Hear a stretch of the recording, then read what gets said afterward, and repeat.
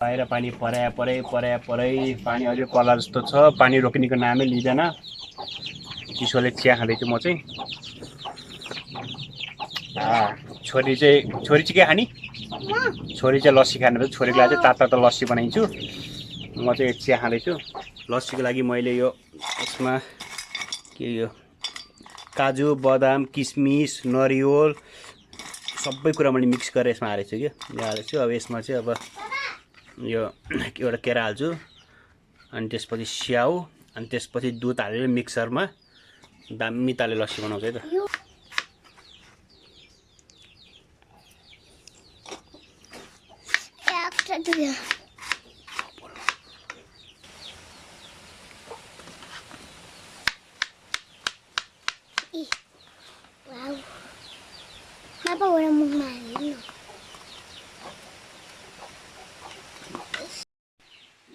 मिक्सरमा यो सबै हाल्नु पर्यो।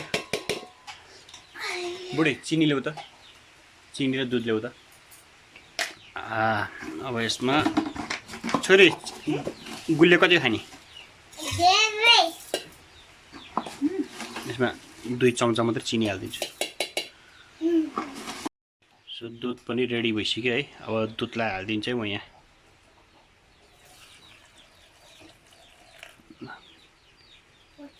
यति हालेपछि पुग्छ 1 गिलास दुध।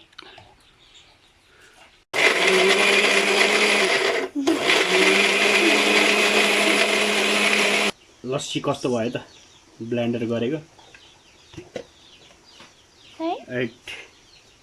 सही भयो छोरी। यसलाई हल्का अझै 1 राउन्ड गरौँ है।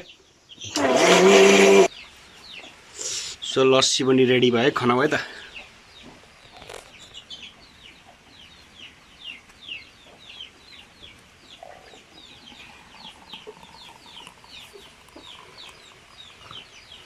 एक गिलास भनेछ छोरी, 1 गिलास भन्दा बढी भनेछ।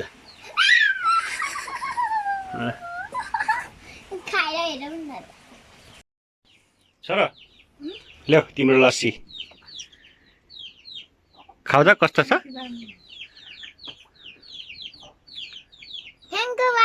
मिठो छ? ल खाऊ।